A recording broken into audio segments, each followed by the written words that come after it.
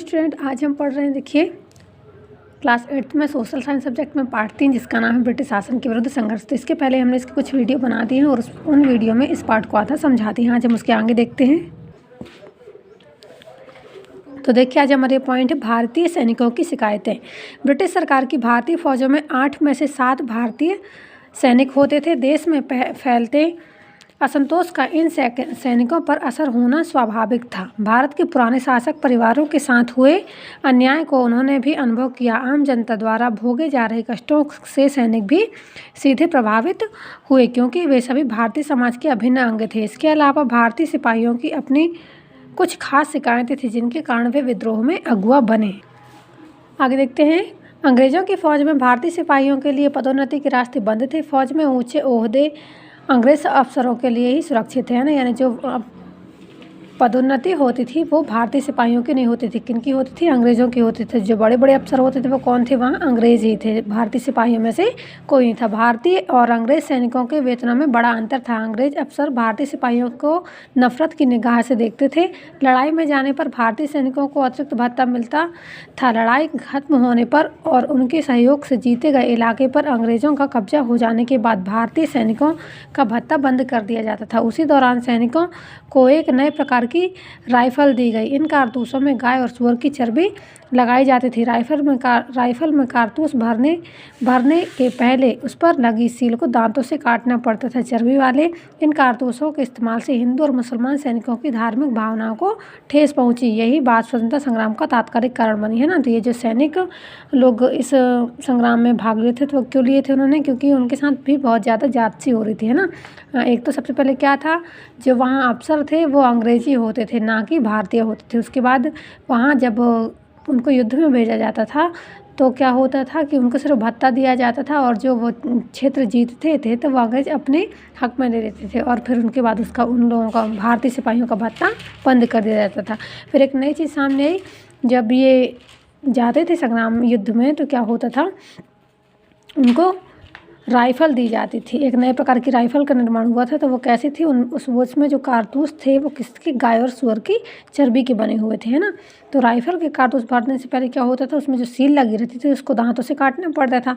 चर्बी वाले इन कारतूसों का इस्तेमाल करने से क्या होता था, यानी हिंदू तो कहाँ से, यानी हिंदू और ये जो मुस्लिम थे इनकी धार्मिक भावनाओं को बहुत ही ठेस पहुंची थी। यही बात स्वतंत्रता संग्राम का तात्कालिक कारण बनी। सैनिकों ने कारतूस भरने से इनकार कर दिया तो मेरठ में 85 भारतीय सैनिकों को जेल की लंबी सजा सुनाई गई। तब 10 मई 1857 को मेरठ के सैनिकों ने विद्रोह कर दिया। बैरकपुर में मंगल पांडे पर चर्बी युक्त कारतूसों के प्रयोग का दबाव पड़ने पर उसने 2 अंग्रेजों पर आक्रमण किया, जिस कारण उसे मृत्युदंड दिया गया। यही से आंदोलन प्रारंभ हो गया। आंदोलनकारी सेना ने दिल्ली पर कब्जा कर लिया। उसने बहादुर शाह जफर को भारत का बादशाह घोषित कर दिया। उसके बाद क्रांति देश के अन्य भागों में ही फैल गई। जिस मुगल बादशाह की नई शाख की कोई शाख नहीं रह गई थी, वह एकाएक उन सबके लिए एकता का प्रतीक बन गया, जो विदेशी के कारण अंग्रेज जो विदेशी शासन को उखाड़ फेंकना चाहते थे। जिन क्षेत्रों में बड़े पैमाने पर आंदोलन नहीं हुए, वहां अशांति फैलने के कारण अंग्रेज घबरा गए। असम, उड़ीसा, उत्तर प्रदेश, मध्य प्रदेश, बिहार, सिंध, राजस्थान, महाराष्ट्र, हैदराबाद, पंजाब और बंगाल में आंदोलन हुए। इनमें से कुछ जगहों में आंदोलन स्थानीय या फौजी बैरकों तक सीमित रहा और उसे आसानी से दबा दिया गया। कई जगहों में अंग्रेजों ने खतरे को टालने के लिए भारतीय सिपाहियों से उनके हथियार छीन लिए। दिल्ली, अवध, रोहेलखंड, बुंदेलखंड, इलाहाबाद के आसपास के इलाकों, आगरा, मेरठ और पश्चिमी बिहार में आंदोलन काफ़ी व्यापक और भयंकर था। इन इलाकों में लोगों ने भारी संख्या में क्रांति में भाग लिया और भयंकर लड़ाइयाँ लड़ी। बिहार में आंदोलन का नेतृत्व कुंवर सिंह ने किया। वहाँ आंदोलनकारियों ने बिहार के कई हिस्सों को स्वतंत्र किया और वह लखनऊ तथा कानपुर में आंदोलनकारियों की सहायता के लिए आई। दिल्ली में विद्रोही सेना का मुख्य सेनापति बख्त खां था। कौन था? बख्त खां। कानपुर में आंदोलनकारियों ने नाना साहब को पेशवा घोषित कर दिया और अजीमुल्ला खां उनके मुख्य सलाहकार बने। नाना साहब के सैनिकों का नेतृत्व तात्या टोपे कर रहे थे। वह एक बहादुर और योग्य नेता थे। झांसी में रानी लक्ष्मीबाई को शासक घोषित कर दिया गया। उन्होंने लड़ाई में बड़ी बहादुरी से अंग्रेजों का मुकाबला किया। लुधियाना की सिख रेजिमेंट के सैनिक पूर्वी उत्तर प्रदेश के आंदोलनकारियों से जा मिले। ब्रिटिश फौज ने गोरखपुर और आजमगढ़ से पलायन किया। जुलाई के शुरू में वाजिद अली शाह की बेटी बिरजिस कादर को अवध की गद्दी पर बिठाया गया। उसकी मां हजरत महल उसकी ओर से शासन करने लगी। मौलवी अहमदुल्ला के नेतृत्व में लखनऊ की रेजिडेंसी को घेर लिया। यह घेरा कई महीने तक रहा। अब देखिए आंदोलन का दमन, किस प्रकार इस आंदोलन का दमन हुआ। आंदोलन के समय हिंदू और मुसलमान कंधे से कंधा मिलाकर लड़े। अंग्रेजों ने हिंदुओं और मुसलमानों को एक दूसरे से लड़ाने की कोशिश की। उदाहरण के लिए उन्होंने बरेली में खान बहादुर खां के नेतृत्व के खिलाफ हिंदुओं को लड़ाने के लिए 50,000 रुपये मंजूर किए, मगर ऐसी तमाम कोशिशें बेकार रहीं। आंदोलन के नेताओं ने बहादुर शाह जफर को हिंदुस्तान का बादशाह माना। वह विदेशी शासन को उखाड़ फेंकने के लिए संघर्ष कर रही समस्त जनता के लिए एकता का प्रतीक बन गया। किंतु आंदोलन का व्यापक स्वरूप होने पर भी 1 साल से कुछ अधिक समय बाद ही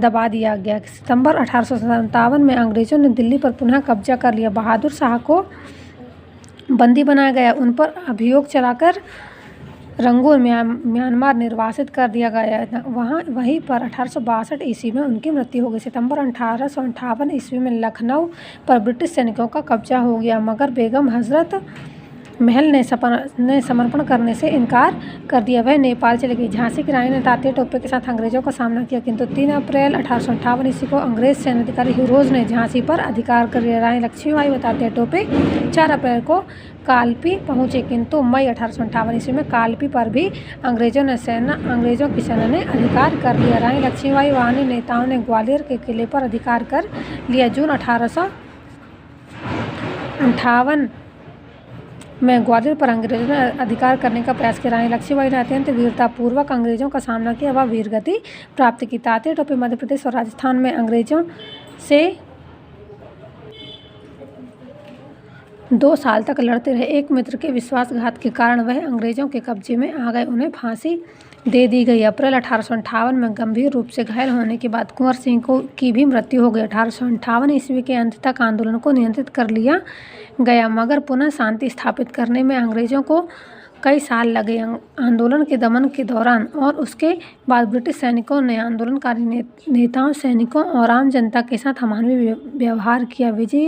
विजयी ब्रिटिश सैनिकों ने बड़े पैमाने पर अत्याचार किए और बड़ी संख्या में लोगों को मौत के घाट उतार दिए। बहुत से गांवों को मिट्टी में मिला दिया। शहरों को आंदोलनकारियों के कब्जे से मुक्त करने के बाद ब्रिटिश सैनिकों ने उन्हें खूब लूटा। अनुमान लगाया गया है कि अकेले अवध में करीब 1,50,000 लोगों की हत्याएं हुई। बहुत बड़ी संख्या में आंदोलनकारियों को फांसी पर चढ़ाया गया और दूसरों को अमानवीय यातनाएं दी गई। अब देखिए स्वतंत्रता संग्राम की असफलता के कारण, यानी कि स्वतंत्रता संग्राम था वो असफल क्यों हुआ। सन 1857 के आंदोलन का भारतीय इतिहास में गौरवशाली अध्याय है। पहली बार देश के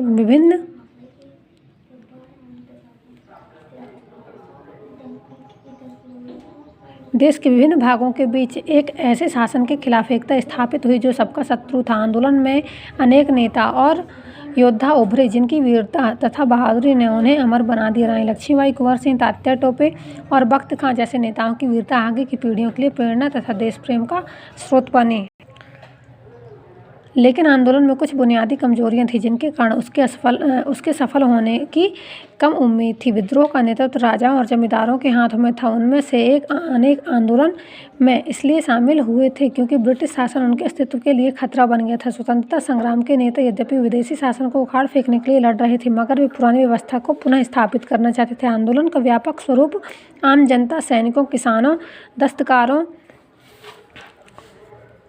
आदि के सक्रिय सहयोग से प्राप्त हुआ था, मगर जनता एक स्वतंत्र नेतृत्व कायम नहीं कर पाई। उस समय भारत में राजनीतिक चेतना की कमी थी, साथ ही राजनीतिक एकता का अभाव था। स्वतंत्रता संग्राम की अन्य कमजोरियां थीं। मुगल बादशाह को आंदोलनकारियों ने भारत का सम्राट मान लिया था और ब्रिटिश शासन को उखाड़ फेंकने के उद्देश्य से सभी आंदोलनकारी एकजुट नहीं हो पाए थे। अधिकतर आंदोलनकारी अपने खास इलाकों में लड़ते रहे। विभिन्न क्षेत्रों में लड़ रही शक्तियों के बीच ठीक से कोई तालमेल नहीं था। इसके अलावा जिन राजाओं और सरदारों को अंग्रेजों से परिचित नहीं किया था, उनमें से बहुतों ने आंदोलन के दौरान अंग्रेजों का साथ दिया। ब्रिटिश शासन के प्रति सब जगह तीव्र असंतोष भी नहीं था। उदाहरण के लिए, कई साल की लड़ाई के बाद पंजाब में अंग्रेजों ने व्यवस्थित प्रशासन कायम किया था। वहाँ लोग उत्तर भारत के अन्य भागों की तरह असंतुष्ट नहीं थे, इसलिए आंदोलनकारियों के प्रति सहानुभूति होते हुए भी पंजाब में बड़े पैमाने पर कोई संघर्ष नहीं हुआ। सन 1857 के स्वतंत्रता संग्राम के साथ भारतीय इतिहास का एक